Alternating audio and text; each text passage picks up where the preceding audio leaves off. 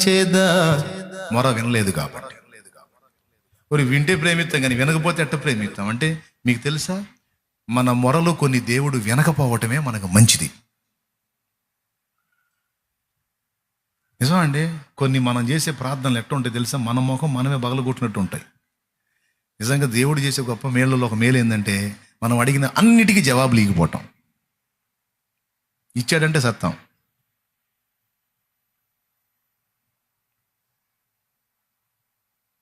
కొన్నిసార్లు చిరాకు పుట్టి, అసలు దేవుడా నన్ను ఎందుకు బతకనిస్తాను, ఒక్క దెబ్బతో చంపేరాదా, పేడ వదిలిపోయిద్ది అన్నావు అనుకో, ఆమెన్ అన్నాడు అనుకో,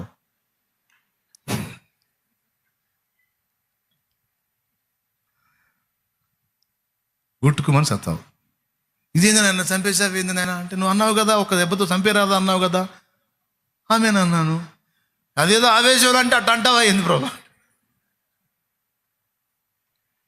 దేవునికి స్తోత్రం కలుగును గాక. హల్లెలూయా. చాలా ప్రార్థనలకి జవాబులు ఇవ్వనందుకు దేవునికి స్తోత్రం, చాలా ప్రార్థనలకు జవాబు ఇచ్చినందుకు దేవునికి స్తోత్రం. 8,000 ఉద్యోగం, 8,000 జీతం వచ్చే ఉద్యోగం కోసం ఓ తమ్ముడు అడిగాడు నన్ను, ప్రార్థన చేయన్నని. భారంగా ప్రార్థన చేశా, ఉద్యోగం వచ్చేటట్టు చేయి. ఎంత జీతం? 8,000. ఇది జరిగి ఇంచుమించు ఒక 10 ఏళ్ళు అయింది. చదివింది పెద్ద చదువు, కానీ దానికి అప్పుడు మంచి రేటింగ్ రాలా. దానివల్ల పాపం తను చిన్న జాబ్ కూడా సిద్ధపడి వెళ్ళాడు, ఇంట్లో కష్టంగా ఉంది. 8,000 రూపాయలు జీతం. ఆ 8,000 వచ్చినా నడుస్తుంది, ఇంట్లో ఇబ్బంది లేకుండా అని ఆ జాబ్ రావాలని దాన్ని ట్రై చేయడానికి వెళ్తున్నా, ప్రార్థన చేయాలని అంటే ప్రార్థన చేసిన. ఆశ్చర్యంగా అది రాలా. బాధపడి చూసావన్నా నా బతుకెట్ట అయిపోయిందో, కనీసం 8,000 ఉద్యోగాన్ని ట్రై చేసినా కూడా నా ముఖానికి రాలేదన్నా అన్నాడు. నిరాశకి బ్రాండ్ అంబాసిడర్ లాగా ఉన్నావు నాయన నువ్వు. నీ దెబ్బగా నాకు కూడా కృంగుబాటు వస్తుంది. మరీ అంత దిగజారిపోకు నాన్న. మేలు కలగటానికే సంవత్సరం సమకూర్చి జరిగిస్తాడు, నీకేదో సిద్ధపరిచాడులే నాయన, బాధపడొద్దు, దేవుడు నీకు దయ చూపుతాడులే. మరి అంతమించి నేనే ఉద్యోగం ఇచ్చేదా, నేను ఇచ్చేదా? ఆ మాట చెప్పి పంపించాను. పోయిన తర్వాత ఒక నెలన్నర 2 నెలల లోపు సంతోషంతో స్వీట్ బాక్స్ తీసుకొని వచ్చాడండి. స్తోత్రం. నా దేవుడు జాబ్ ఇచ్చాడన్నా, నేను ఏది చదివానో దానికి సంబంధించిన జాబ్ నాకు ఇచ్చాడు. మొదటి నెల శాలరీ ఎంతో తెలుసా? 21,000 అన్నాడు.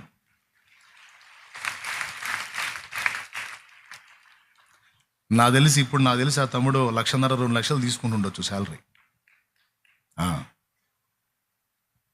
అప్పుడు నేను చెప్పా, తమ్ముడు నా దరిద్ర ముఖానికి 8,000 ఉద్యోగం కూడా రాలేదన్నా అని నిరాశలో కృంగిపోయి మాట్లాడావు. ఒకవేళ నీకు అదే జాబ్ కానీ దేవుడు అనుమతించిన నీ ప్రార్థన, నా ప్రార్థన విని నీకు ఆ 8,000 ఉద్యోగం వచ్చేటట్టు చేసినట్టయితే, నువ్వు అందులోనే కూర్చొని ఏదో ఒకటి నడుస్తుంది కదా, నీకు దాన్ని ఖచ్చితంగా ట్రై చేయవు. నీ ప్రయత్నం ఆపేసేవాడివి, ఎందుకంటే ఎంతో కొంత వస్తుంది నడుస్తుంది అని చెప్పి దాని మీద పెట్టేవాడి మైండ్.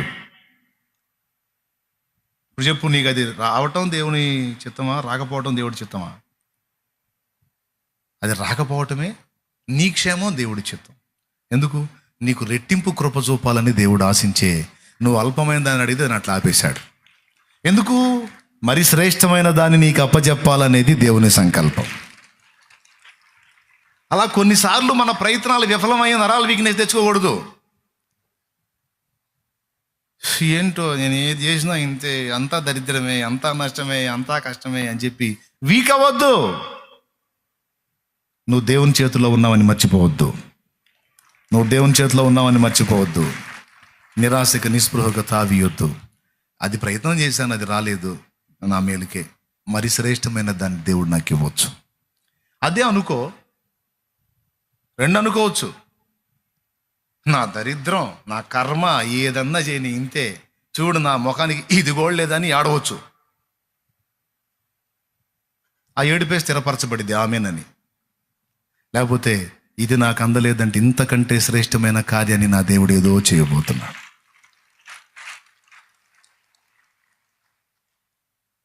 అది భౌతికంగానైనా ఆత్మీయంగానైనా దేవుడు మన జీవితాల్లో జరిగించే చర్యలన్నిట సంపూర్ణ న్యాయ ప్రవర్తన ఉంటుంది. ఇంకా చెప్పాలంటే 100% మన క్షేమం ఉంటుంది. ఎందుకంటే దేవుడు నిన్ను ప్రేమిస్తున్నాడు. దేవుడు నిన్ను ప్రేమిస్తున్నాడు. 3 పాఠాలు అందులో. ఆఖరి పాఠం 4వది. ఆయన ఎలా ఉంటాడు తెలుసా? అంజూరపు చెట్టు కాబట్టి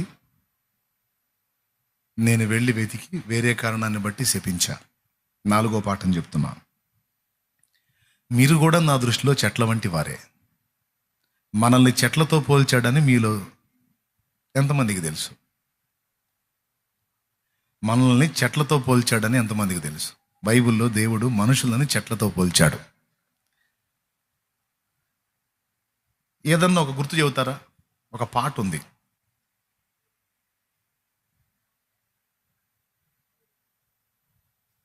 తోటతో పోల్చాడు. ఆ తోటలో ఉన్న చెట్లు మనం, ఆయన తోట, సంఘం అనే తోటలో ఉన్న చెట్లం మనం. నా పరలోకపు తండ్రి వ్యవసాయకుడా, నీ తోటలోని ద్రాక్షవల్లితో నన్ను అంటు కట్టి స్థిరపరచావా. నీ తోట ద్రాక్షవల్లితో నన్ను అంటు కట్టి స్థిరపరచావా. జ్యోతిర్మయుడా, నా ప్రాణ ప్రియుడా, స్తుతి మహిమలు నీకే.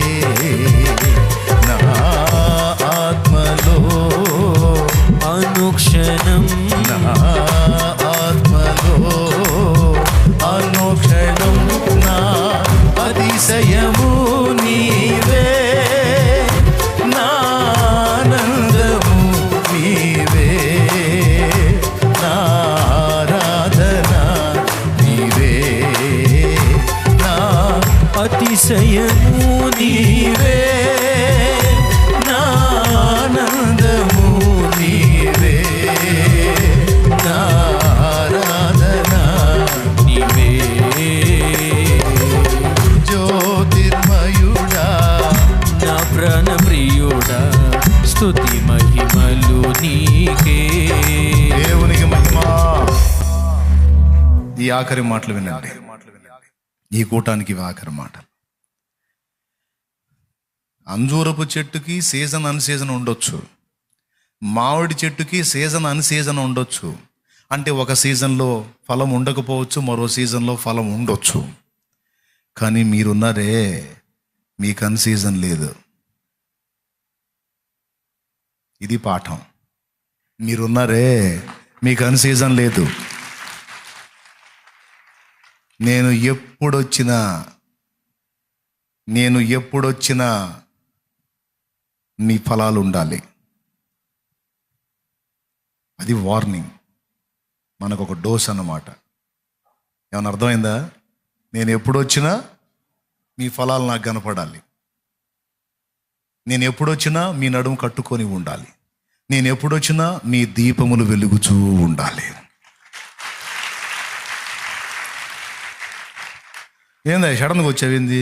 దీపాలు వెలిగించుకోలేదు మేము, ఏం చేయమంటావు? ఏంది అట్లా ఎట్టబడితే అట్ట వస్తావా? రాకూడదు, చెప్పి రావాలా అంటావా? కుదరదు. అట్లా చెప్పి రావటానికి నీ సర్వెంట్ అయింది దేవుడు, నీ యజమాని. అందుకే మీ నడుములు కట్టుకొని ఉండుడి, మీ దీపములు వెలుగుచుండనీయుడి అన్నాడు లేఖనంలో. ఎనీ టైం రెడీగా ఉండాలి, సిద్ధంగా ఉండాలి. తస్మాత్ జాగ్రత్త అని.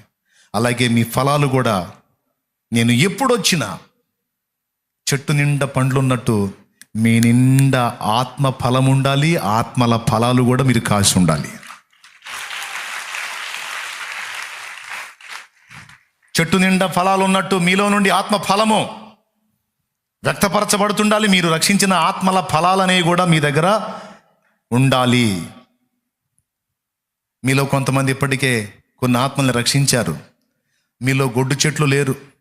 కొంతమంది ఉంటే ఉండొచ్చు. ఈ మధ్య కాలంలో వచ్చిన వాళ్ళు పాపం వాళ్ళు ఇప్పుడే కదా లైన్లోకి వచ్చారో, తప్పకుండా వాళ్ళు కూడా ఆత్మల్ని కాస్తారు. గుర్తుపెట్టుకో, వెలిగించబడిన ఒక దీపం అనేక దీపాలు వెలిగించాలి. నాటబడిన ప్రతి చెట్టు అనేక ఫలాలు ఫలించాలి. ఒక చెట్టు కాయలు కాసినట్టుగా దేవుడు నిన్ను రక్షించి ఒక చెట్టును నాటినట్టు నాటాడు గనుక నువ్వు అనేక ఆత్మలను రక్షించాలి. గుర్తుపెట్టుకో, నీ బాధ్యత అది. రేపు యేసయ్య రెండవ రాకడలో ప్రత్యక్షమైతే ఏది నీ ఫలం అంటే, ప్రభువా నేను రక్షించబడ్డాను, ఇంక జాలదయింది. అరే నలుగురిని రక్షించావా?